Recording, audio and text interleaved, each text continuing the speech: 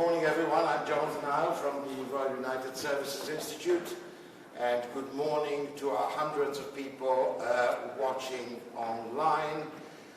This event has been billed as a hybrid event, the new invention of our age, which means that there's a handful of people in the audience and hundreds of you online.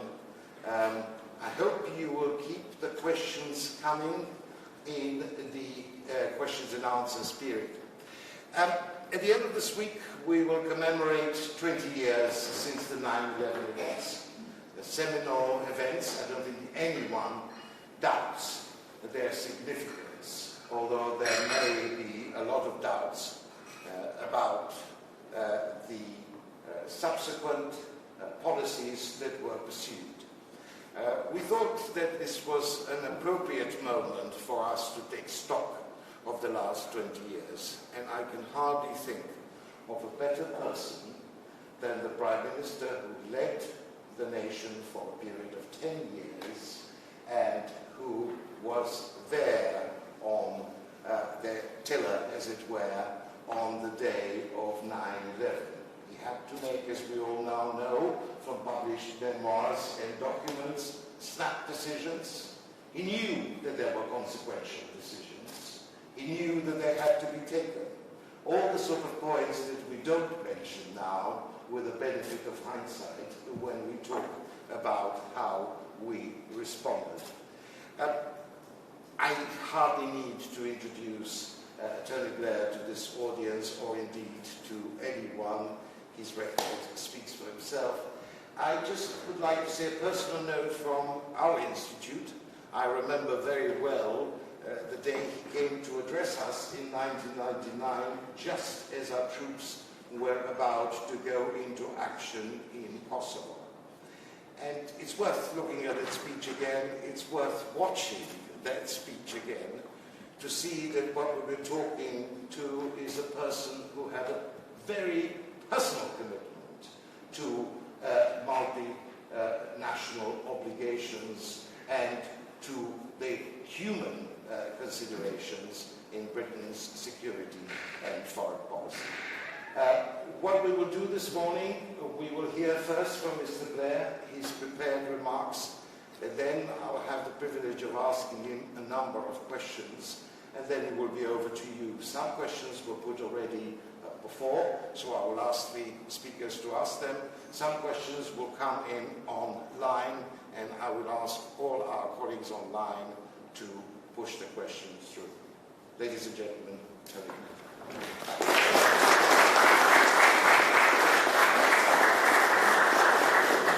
Thanks very much indeed, Jonathan, and thank you, Rusi, for giving me the opportunity to speak to everyone today. It's going to be a relatively short speech to set the scene, and then we'll have the chance for questions and answers. The context of this speech, originally a reflection on the 20 years since 9/11, has dramatically changed as a result of the events of the past 20 days. I will not repeat what I have said about the fact and manner of the withdrawal from Afghanistan. I will focus instead on the policy issues raised by it. The Taliban are part of the global movement of radical Islam. The movement contains many different groups, but they share the same basic ideology. In simple terms, this holds that there is only one true faith, only one true view of that faith, and that society, politics, and culture should be governed only by that view. Radical Islam believes not only in Islamism, the turning of the religion into a political doctrine, but in the justification of struggle, if necessary, armed struggle, to achieve it. Other Islamists agree with the ends but eschew violence, but the ideology itself is in inevitable conflict with open, modern, culturally tolerant societies. Nearly everything about 9/11 and its aftermath, particularly now, is mired in controversy. What cannot be seriously disputed, however, is that since 9/11, Though thankfully there's been no further terrorist attack of that scale, radical Islam has not declined in force. What is disputed is why. Is radical Islam a coherent ideology which represents a first-order threat to our security? Or are we facing, despite some common themes, a series of disconnected security challenges, each of which require handling on its own terms based on local circumstances? Is Islamism a problem, or only its manifestation in violent extremism? Is it akin, as I say, to revolutionary communism, and must be countered by a combination of security and ideological measures over the long term? Or is that to overstate it, overestimate it, and thus perversely, as some would argue, by the interventions in Afghanistan and Iraq, to elevate its appeal rather than diminish its appeal? This is a fundamental strategic question, and it needs a clear answer. In my view, Islamism, both the ideology and the violence, is a first-order security threat, and unchecked, it can come to us, even if centred far from us, as 9/11 demonstrated. The analysis published recently by Dr. El-Badawi from my institute shows how the roots of Islamism stretch back over many decades, grew in strength long before 9/11, and it examines the links between the ideology and the violence. This is supplemented by the excellent analysis of the ulema state concept by Ahmed Kuru, and by the annual report we publish of jihadist groups, which shows that this is a global challenge and one that is getting worse. The ideology, whether Shia promulgated by the Islamic Republic of Iran, or Sunni promoted by groups on a spectrum from the Muslim Brotherhood through to Al-Qaeda, ISIS, Boko Haram and many others, has been the principal cause of destabilization across the Middle East and beyond, and today in Africa. Like revolutionary communism, it operates in many different arenas and dimensions. And like it, its defeat will come ultimately through confronting both the violence and the ideology by a combination of hard and soft power. Now, if this is a correct analysis, then especially after the fall of Afghanistan, the leading powers must unite to develop an agreed strategy. And even if initial discussions centre around Western nations, China and Russia also have an interest in countering this ideology, and our best allies are to be found in the many Muslim countries, including in the Middle East, desperate to retake their religion from extremism. We need also to assess our vulnerability. COVID-19 has taught us about deadly pathogens. Bioterror possibilities may seem like the realm of science fiction, but we would be wise now to prepare for their potential use by non-state actors. On the other hand, if this analysis is rejected, the alternative is, in effect, to say this is a second-order problem where we are directly threatened, we retaliate through counter-terrorism measures, drone strikes, surveillance, special forces, but otherwise we leave alone. But if this is where policy is heading, we have to understand it to its limitations. We need to work out what we mean by not remaking countries from which terrorist threats can arise. I understand it means that we do not do what we tried to do in Afghanistan. Though one thing should be understood: our remaking didn't fail because the people didn't want the country remade. For sure we could have remade better, but Afghans did not choose the Taliban takeover. The last opinion poll in 2019 showed the Taliban with 4% support amongst the Afghan people. They conquered the country by violence, not persuasion. The barrier to nation building is usually not the people, but poor institutional capacity and governance, including corruption, over many years.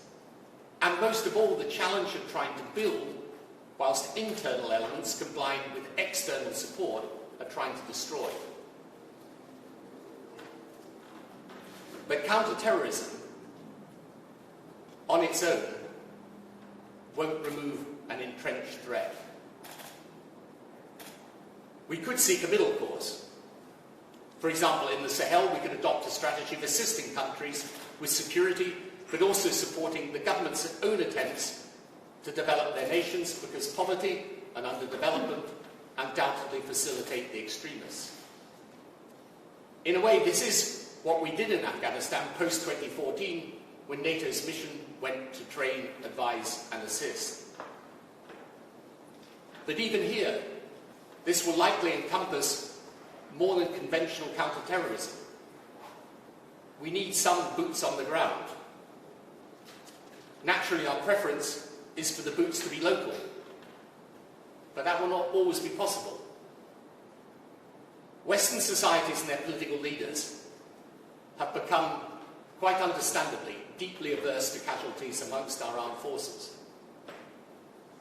This is not a problem for the armed forces themselves, who are brave and extraordinary people, but it is now an overwhelming political constraint to any commitment to Western boots on the ground except for special forces. Yet the problem this gives rise to is obvious. If the enemy we're fighting knows that the more casualties they inflict, the more our political will erodes, then the incentive structure is plain. There is an additional challenge for Europe and NATO. It is clear now, if it wasn't before, that America has decided that for the foreseeable future, it is a very limited appetite for military engagement. After Kosovo, I initiated European defence with France. I did this precisely because I realised that without the United States, and indeed President Clinton's commitment, we could never have resolved the crisis. And today, the Balkans, relative to its history, can aspire to a peaceful future, hopefully within Europe. Yet the crisis was on Europe's doorstep, not America's. It's Europe that faces the immediate challenge from the destabilization of the Sahel. Europe is already facing the fallout from Libya, Syria, and elsewhere in the Middle East. And for these purposes, Britain is part of Europe, like it or not. So how do Europe and NATO develop the capability to act when America is unwilling? Answering these questions, at least confronting them, would also reinvigorate Western policymakers' capacity to think strategically. For me, one of the most alarming developments of recent times has been the sense that the West has lost its capacity to formulate strategy, that its short-term political imperatives have simply squeezed the space for long-term thinking. It is this sense, more than anything else, in my judgment, which gives our allies anxiety and our opponents a belief that our time is over. Finally, one of the most depressing things I've heard regularly articulated over the past weeks is the idea that we are foolish in believing that Western notions of liberal democracy and freedom are exportable or will ever take root except in the somewhat decadent terrain of Western society. Now, maybe my generation of leaders were naive in thinking countries could be remade, or maybe the remaking needed to last longer. But we should never forget, as we see the women of Afghanistan in the media, culture and civic society now flee in fear of their lives, that our values are still those which free people choose. recovering confidence in those values and in their universal application is a necessary part of ensuring we stand up for them and are prepared to defend them. Thank you very much.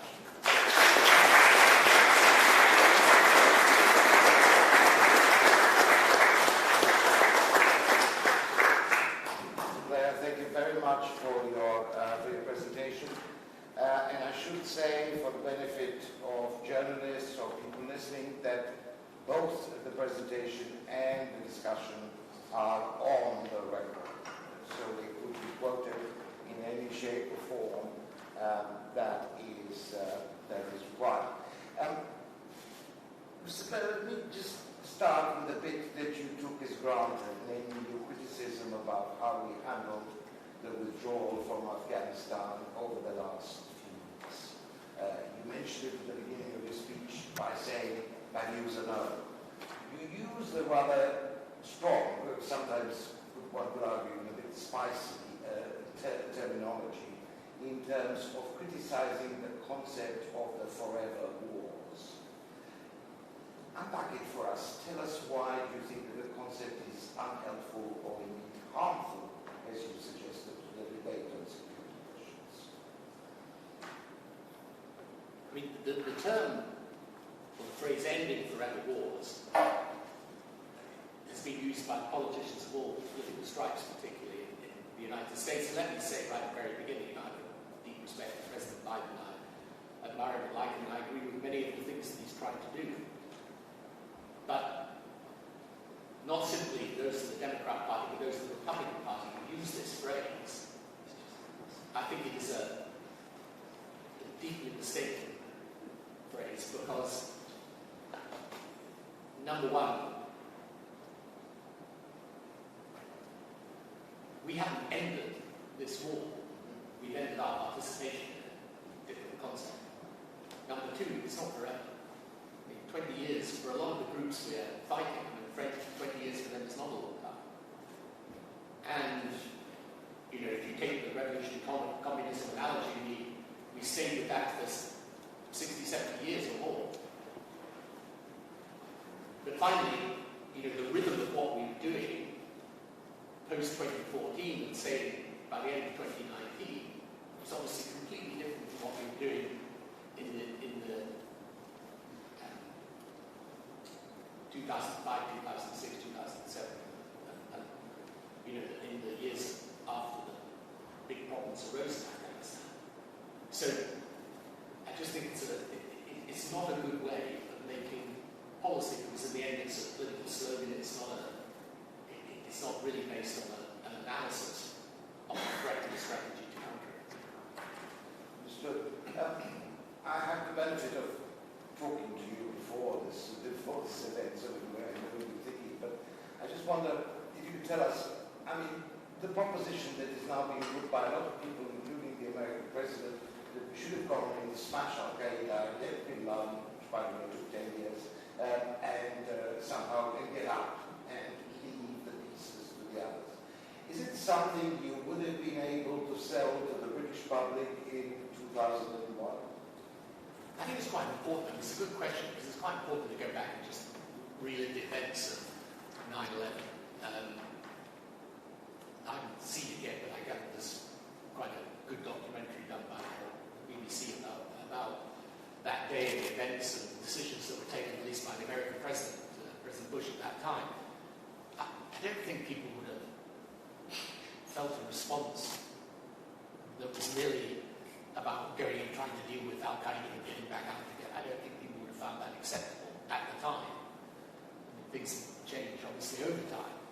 But in any event, I don't think you can deal with these groups when they're entrenched simply by counter-terrorism measures. I just don't think it's possible. I mean, they hold territory. You know, they build capacity. And the one thing that is very clear about them is that they're prepared to take large numbers of casualties. I mean, in the work my institute does, I mean, when you look even at the years 2017, 2018, you know, and you look around the world, the numbers of people that died at the hands of extremists is large, but the numbers of extremists themselves who died is even larger. But it hasn't stopped them growing and proliferating, and they will continue to do so. And I think one of the things that's most difficult is for us to get our heads around the elements of this that are to do with genuine religious conviction. Now, it may be completely misguided, but it is a genuine religious belief that has been turned into this political ideology. And the interesting thing about the work that my institute's done, and I really recommend the paper by Dr. Al-Badawi, works for my institute, on the roots of Islamism, and also the work by Ahmed Guru on the Ulema State Alliance. What it shows you is this has been, for sure, decades in growing, but you can take it back even further.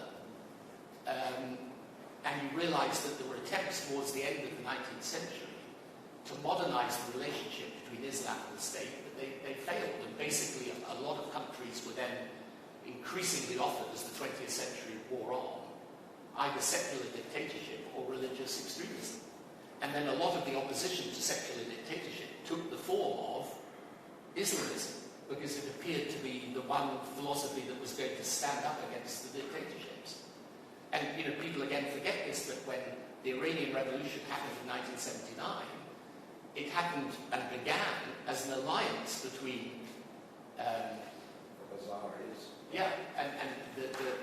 those that were Islamists and those that were liberals. Yeah. And actually exactly the same happened with the Arab Spring. But the problem is, as I always say, the liberals are numerous and badly organised, and the Islamists are quite numerous and extremely well organised. And what anyone in politics will ever tell you is that superior organisation can knock out a superior idea, unfortunately. So let me take you on this particular subject, if I may, on Islam, which formed sort of extremism Islam that formed a large chunk of your speech today. If I was a leader of a country, a European country, I would say, I get your point, and history is on your side in terms of the analysis, but I find your comparison with communism unhelpful because it creates a straitjacket. What do? I've got X percent, 8%, 10% of my population of Muslim faith, citizens, good, dutiful citizens of the country. I can't brand them all as potential fifth columnists. I have to deal with the situation. How do I separate fighting extremism from accepting the faith? Yeah, it's again a very good point, Jonathan, but it's a very simple one to answer. Probably the majority of Muslims around the world are not Islamists. There's a difference between being a Muslim and being an Islamist, between Islam and Islamism. Islamism is the turning of the religion into a political ideology. And the problem, if you take any religion, it's not a question of Islam. If you took Christianity and turned it into a political ideology, let's say of a particular church, in a particular part of a church, and say, right, the whole of society and politics and culture is going to be run according to the precepts of this church. That would be equally bad. And the whole point about Islamism is that because it believes in the dominant one view of religion, of this religion, it's completely at odds with the way the modern world works. The modern world works through people opening up across boundaries of faith and culture. If you're then saying, well, this is the only faith, that this view is the only view of this faith, it's inconsistent with modern societies. Now, there are people, even within our own societies, who support this. And it's a problem, but you're best to confront it. And the thing that I find strange about this is, out in the Middle East, where I spend a lot of my time, people today have absolutely no problem in distinguishing between the two things. Because they know the single biggest threat to stability in the Middle East is the idea that you're going to create societies based on a narrow view of religious faith, and you're going to ensure that politics, culture, society, economy is governed by it. And so, I think this is a fundamental question, and it's got to be resolved strategically, because I think the other thing that is also very important is that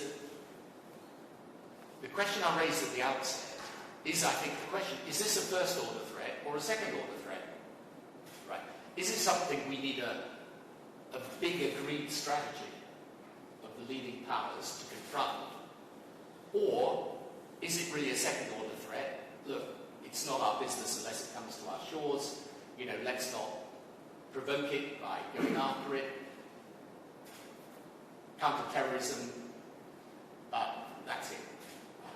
My only point is, if that's where we're going, we should decide it as a matter of strategy. We shouldn't tumble into it because the alternatives or what's happened in Afghanistan simply lead us to that conclusion. It's because it's a big decision. It means that you reposition a lot of your analysis of the world. Now, my view is you can't be sure that it would be unwise to relegate it to being a second-order threat, because I don't see it diminishing in the world at the moment. But on this point, and then I'll pass on, there is stalwart of the Foreign Office who would want to ask a question there on the subject.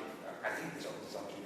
But just to press you one bit on this question, what would you say to politicians in office today who would say that the comparison between the challenge or the threat of Islamic fundamentalism and communist ideology is not very helpful because it construes a sort of a siege mentality? It could lead to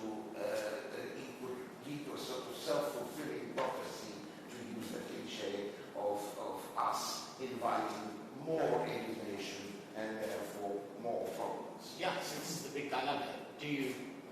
If you put it out on the table and debate it, do you cause more trouble than if you simply say, okay, we're just going to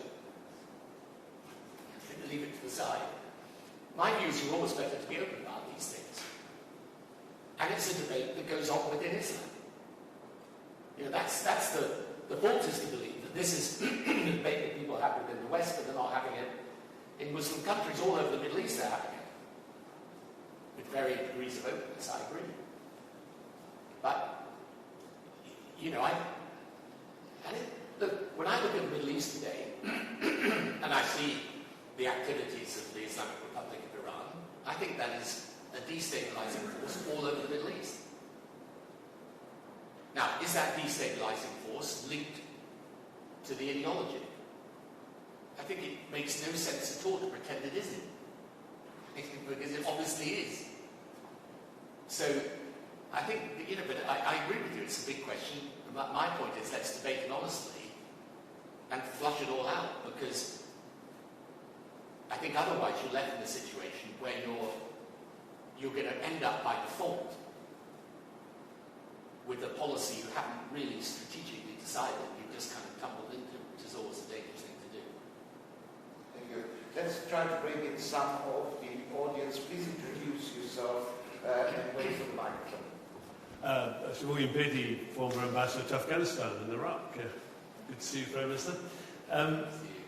I accept your thesis that radical Islamism is a fundamental first-order threat akin to revolutionary communism. My question relates to the specifics of Afghanistan. If that is the case, do we look at the Taliban as part of that global revolutionary Islam, or do we accept a nuance that they might be a nationalist version of it and don't quite have the global ambitions that Daesh or Al-Qaeda or other groups would have? And if we can live with that nationalist version of it, what do you think about engagement with the Taliban? Going back to your point about what's our strategy, what are our strategic objectives? And it strikes me the ones in Afghanistan are, we want to avoid a humanitarian crisis that leads to a refugee crisis, that leads to state collapse, that leads to the sort of failed state in which people who have ambitions beyond their borders threaten others, regionally and internationally. Do we try a policy of engagement with them to avoid those consequences, because they will happen if they don't? So it reminds me of the revolutionary communist analogy. Where would we be if we'd engaged with Castro in Cuba as a unique country rather than as part of global communism? Is Afghanistan a similar analogy? Yeah, well, you could look at Tito, I guess, in Yugoslavia in a way. So I distinguish between the strategy and the tactics. Tactically, you may well have to engage, because that's the reality you're faced with, although you should engage on very clear terms and with some leverage to hold them to account. But I think we've got to be very clear that the ideology they subscribe to is still their ideology. And therefore, and it's an ideology that the people have not chosen to live by. So I'm not, I think in realpolitik, there are going to be a lot of situations, and this is one of them, in which you have to work out what the best way to proceed is for the people in Afghanistan, and for ourselves and our own security. And I don't rule out at all engaging with the Taliban. I'm in favour of engaging with people. I'm just always in favour of engaging from a position of clarity and strength. And I think that that's where we need to be. But I think one of the risks of this is that we've always got to be mindful of the fact that sometimes we think these groups are opposed to each other, and sometimes they are, but at a certain point they come together, and ideologically coherent.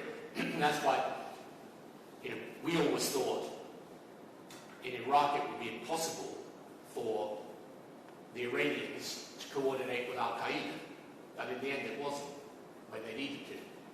And we should never forget that this ideology in the end is fundamentally hostile to our way of life. So my answer is yes, but with care. And as if by magic, we've got Sir John Jenkins, who is another old hand in the Middle East, who actually wrote recently poo-pooing the idea of the reformist Taliban versus the hardline Taliban in terms of future engagement. Sir John. Thanks, Jonathan. I won't argue with William on this matter. I'm a former British diplomat, ambassador to various countries, Saudi Arabia, Iraq, Syria, Libya, other places where certain experiments were tried. The question I wanted to ask, and I thought your speech was great, by the way, is related to domestic politics and what we do about this. Because the issue identified is an issue that isn't just confined to this country. You see it in France, you see it in Germany, you see it in the Netherlands, you see it in Scandinavia, and so forth. It's wide. This challenge to what, briefly, one might call the contemporary liberal state order. I mean, the complications of the term, but basically. And we debated this a lot at the time when I was writing the Muslim Brotherhood Review, about what exactly domestic policy, how domestic policy should reflect the understanding of this challenge. And there was a lot of talk about British values. This is something, of course, that has come through into Prevent. The Prevent strategy talks about defending British values. I remember saying to David Cameron at the time, this is I don't like this term because values change. When you consider values, you can think about values, the things we believed 30 years ago, not necessarily the things we believe today. But I said there's at least one country, and maybe two in Europe, who have dealt with this in a different way, and those two countries are Germany and Austria. And they've dealt with it because they wrote constitutions, post-war constitutions. The German Grundgesetz, which was written by a panel of German jurists just after the war, actually says at the beginning, it says, we believe in certain fundamental and universal rights. It's a Kantian constitution. And it specifies what those rights are. It then set up a domestic intelligence agency, the Bundesamt für Verfassungsschutz, which is the federal agency for the protection of the constitution, which publishes its annual reports and will say that Islamisms of various sorts are enemies of the constitution. This is a term they use. They are Verfassungsfeinde or Verfassungsfeindlich.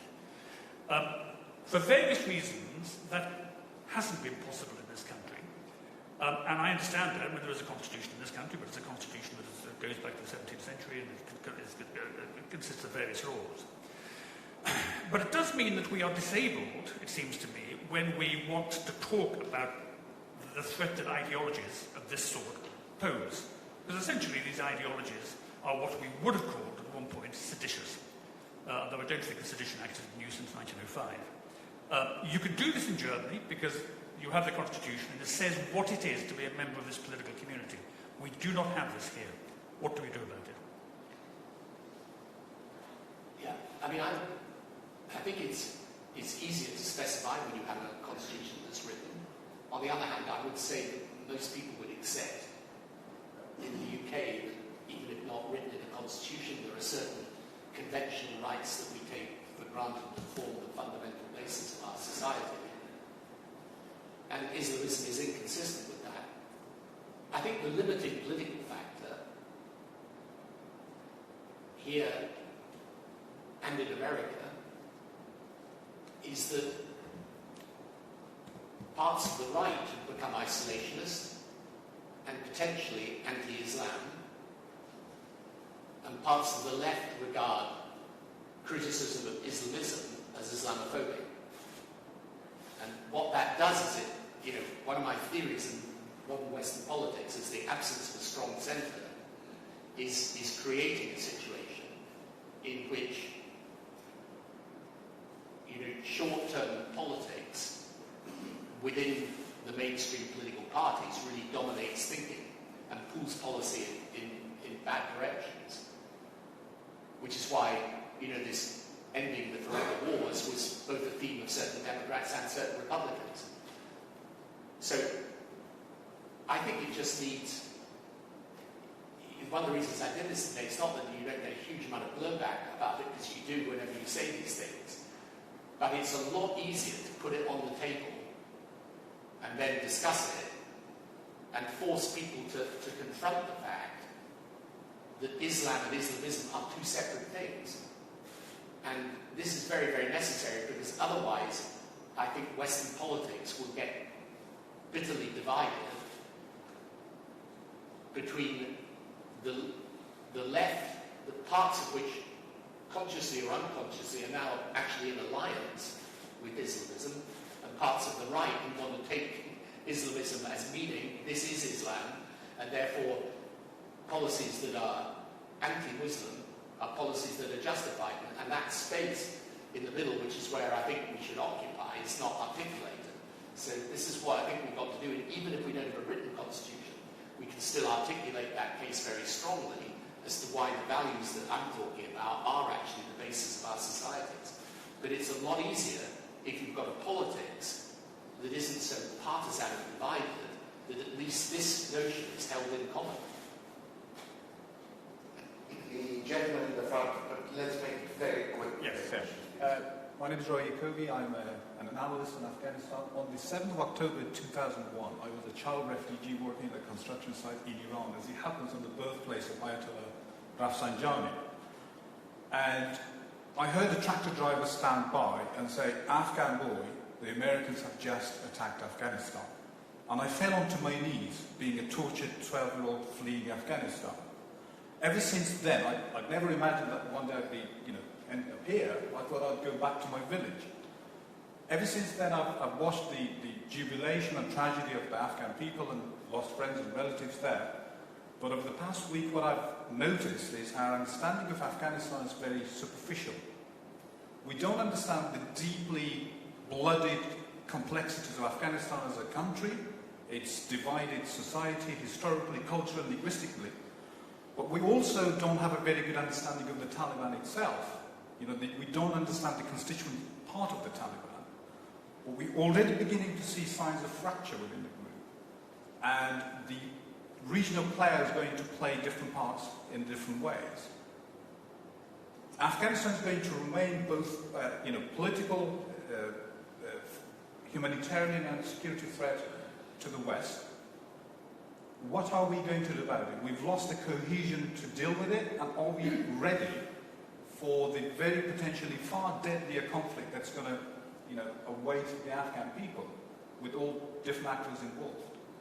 Yeah, I think it's a very good question. I mean, look, I think this is why I think at the very least what we should do, I suggest that we, the leading powers should hold a conference at which you decide at least on an agreed approach.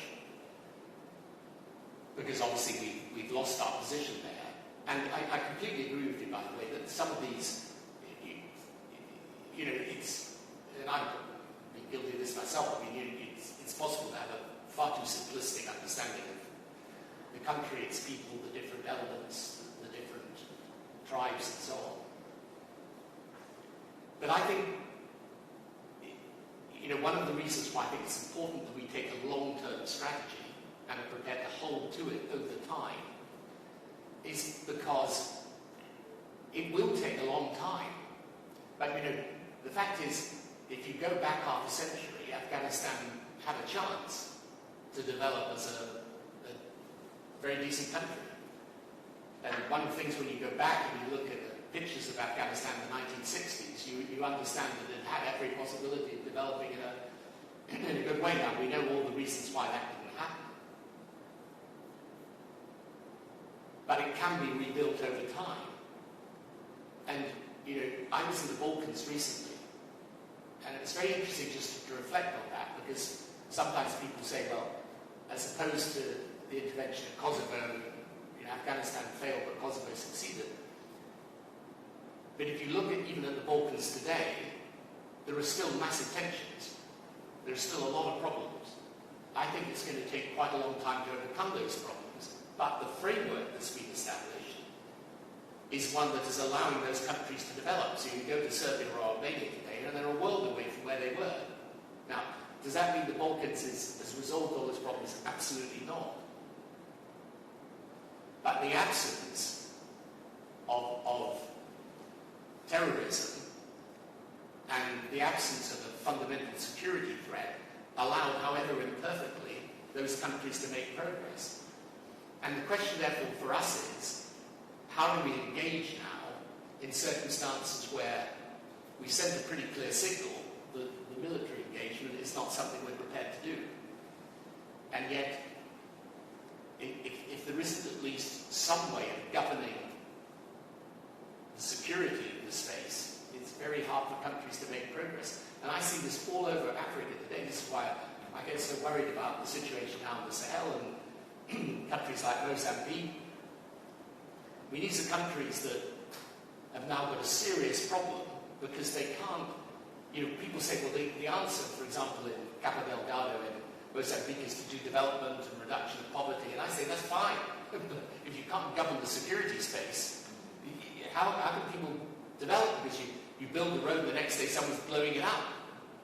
So this is why, I think you're right. We do have to regroup and reflect and then find a way forward. I think what is troubling me at the moment is I get the sense from a lot of Western politicians right now, they just want to say, well, look, okay, this has not been good, but let's just move on. There's COVID, there's climate change, there's China. Someone said to me the other day, but we should be concentrating on China. I'm afraid in politics, you've got to concentrate on more than one thing at a time. You don't choose your agenda. I would say the agenda is chosen. How you respond to it is your choice. But you can't say, well, let's ignore that one because we've got to deal. You might as well say, let's deal with COVID, not climate change. No one says that. Everyone understands you're going to deal with both of those things. And yes, I agree. The rise of China poses a big challenge to the West, but so does this.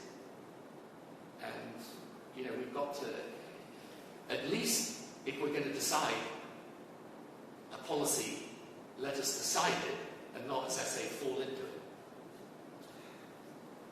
Let me move to some of the questions from people online who've been waiting very patiently, and then I'll bring it back to the audience here. There's a cheeky question from Anton Gash, who was a British defense attaché in many Southeast Asian countries.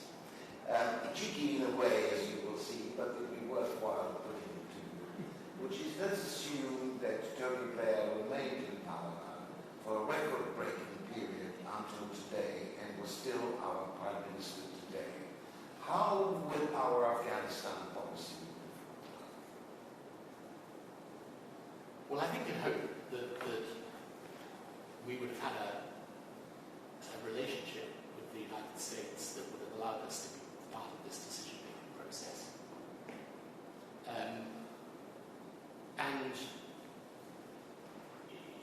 for all the faults of the time I was in office, my relationship, first of all, with President Clinton and then with President Bush, that those were strong relationships that meant there was a constant interaction between us as individuals and our systems. Now, I'm not in a position to criticise the existing government because I don't know what's been going on behind the scenes, and always a lot goes on behind the scenes. But I would have hoped that I would have argued, as I said in the essay that I wrote, I think we didn't need to be in this position. And if you go back to 2019, the challenges were very evident. But we have a sustainable situation, not an unsustainable one. So I would have tried to argue that case. I've done a few other things as well, by the way, that on the domestic including the Brexit referendum. Not including the Brexit. Okay, which quite neatly leads us to slightly broader perspectives of the UK today, 20 years after 9/11. There's a question online from Craig Sutherland. How would you assess the UK-US special relationship today? Where do you think we are? And I would match it with Tessa Siskovic, Dr. Siskovic here in front, who is a journalist and also curates the Kreisky Forum, another great Prime Minister, the Austrian Prime Minister. Tessa, would you like to put your question as well on the European angle? Yeah, as we're talking about the special relationship, and you touched upon it in your remarks before also, I was wondering on what level you would like to see Britain engage with the European partners in the future now, because obviously through Brexit it's more complicated with EU institutions, but maybe also slightly easier bilaterally with France on military issues, or Germany on secret service cooperation, these kind of things. Could you be elaborate on this a little bit? Thank you. So the US and the European business. First of all, let me answer by starting with a political principle I believe is really important to articulate. These relationships are like personal relationships.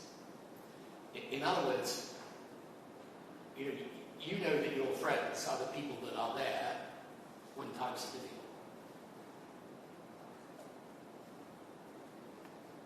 The friendship is forged over a long period of time, and it's based on a trust that you're going to stand together. And that's why after 9/11 I said that the UK and the US should stand shoulder to shoulder. I believe it was really important post 9/11 that America did not feel alone, that it felt that it had allies. And in the same way, even in a completely different context, I've always thought with Europe can be extremely difficult for Britain to operate in. The European Union was very frustrating for the British Prime Minister, for any British Prime Minister, because of the different culture of the system, the way the Commission would operate from time to time. Your European allies would do things you didn't like, with the French-German relationship to navigate. But my point was always, you have to put up with all of that if the relationship matters. And so, in the end, neither with the US relationship nor with the European one, you don't, if you think it's going to be easy to have that alliance, forget it, it isn't.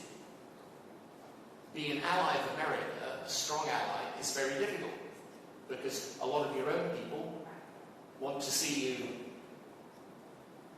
you tell them to get lost, you'll find your own way. And yet, if you do distance yourself from America, you find it's a long way back. Now, I personally believe that we should have, over these last more than a decade, been strong with America and kept strong with it all the way through. Even when it's President Trump, you may disagree with his politics, you may disagree with his policy. If the relationship matters, you've got to really spend time, and you've got to spend political capital on it, whether you like it or not. Same with Europe, which is why I think Now, with Europe, right, if I was back in office today, I would realize you've got to repair this relationship with Europe, because you can change your political relationship, but you can't change your geography, or your history, or your values, or your interests. And those are all aligned with Europe. So, I think European defence, within the context of NATO, I want to do it aimed at NATO, but I think we're a serious discussion between Britain and its European neighbours as to what we now do in circumstances where I think it is being signalled across the spectrum of American politics that for the foreseeable future they're going to look after their own interests, but in a quite narrowly defined way. Britain's got to decide what it does, because otherwise that relationship with America is not quite the same, and then we're out of Europe and we don't have a relationship there, and that's not a good position for us to be in as a country. So my view is that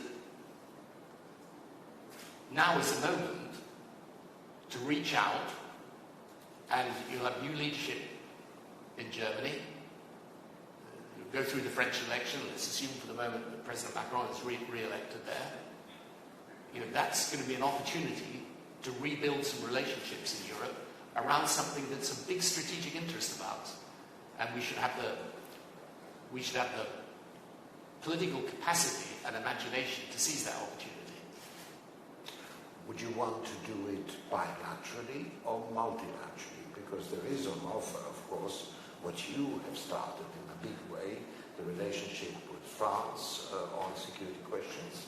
There is a very thick relationship with Germany. You could argue there's a number of other countries, but not with the European Union as a whole. Or do you want to go into the European Union and then all the theological arguments about NATO, EU, etc., which you are very familiar with? Yeah, that's a good point, and you've got to navigate it with care, but I think you can navigate it with care. I mean, you may start with the bilateral relationship with France, for example, and build out from there.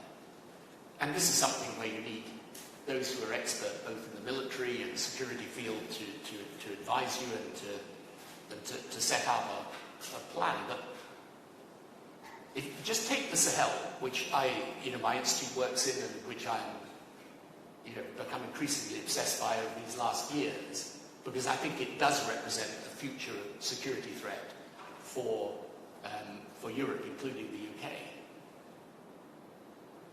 We don't at the moment have the capacity to help those countries govern their space or get on their feet. And France has been left with its mission there, but I think they are now going to withdraw from that, or at least cut it back substantially. And Afghanistan doesn't make it any easier for President Macron to hold there. So, are we just going to let the situation fester until finally we get waves of extremism and migration coming from there, or are we going to try and deal with it? I think building the capacity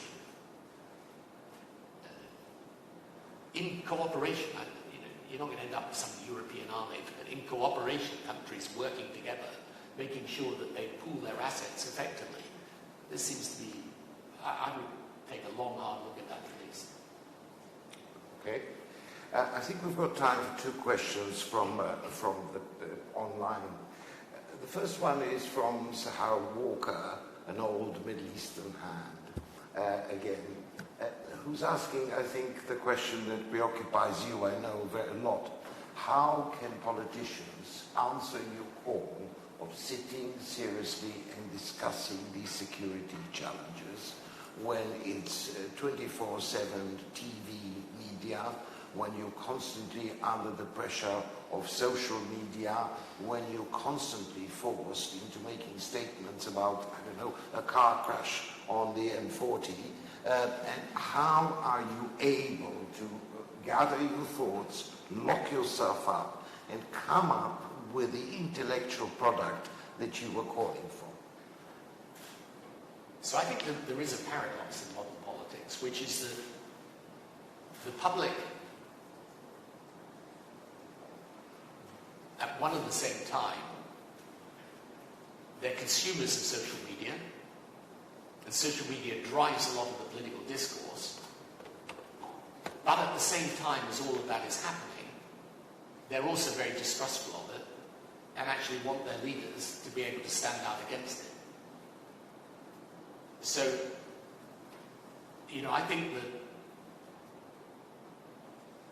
people know that you do need to take long-term, clear strategic decisions.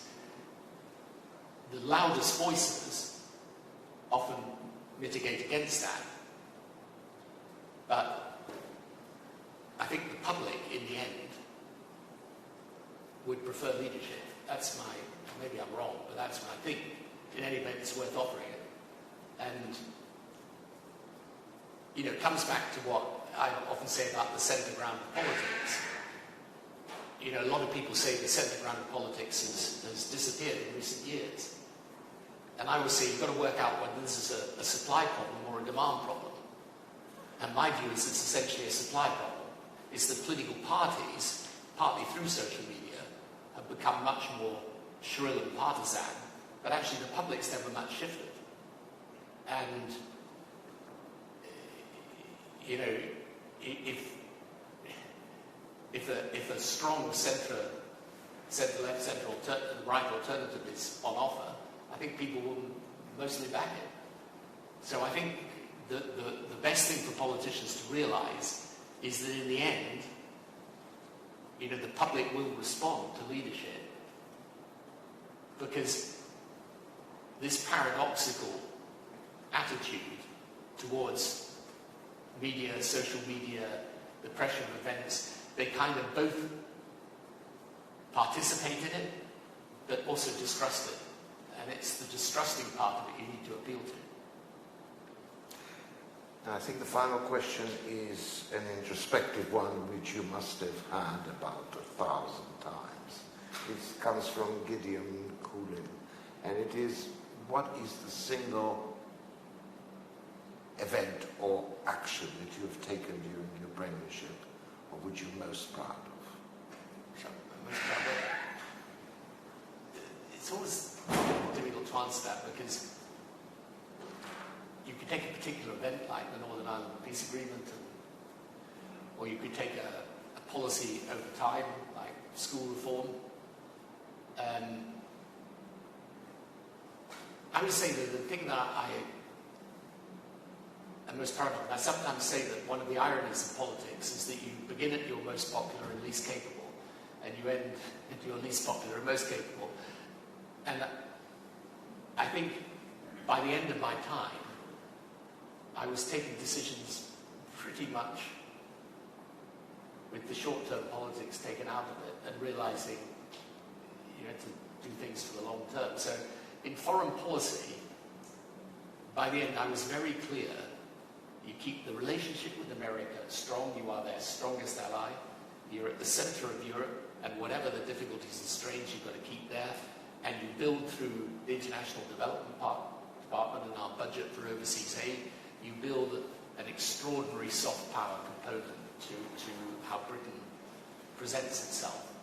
And when we won that Olympic bid in 2005 to bring the Olympics to the UK, I took that maybe wrongly, but I took that as some endorsement of the fact that Britain really counted. Thank you. That was really very interesting.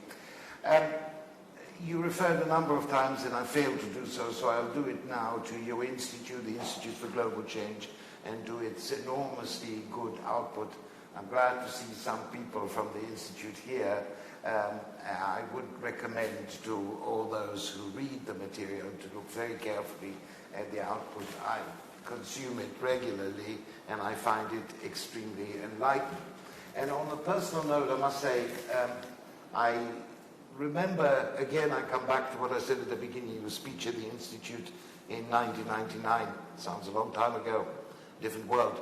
And your commitment to a policy of engagement, including the use of military force as a force for good, as we used to say at that time.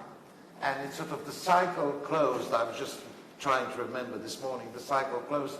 One of the youngest members of staff that we recruited now is the son of Kosovar refugees who said unashamedly that he owes his existence to you.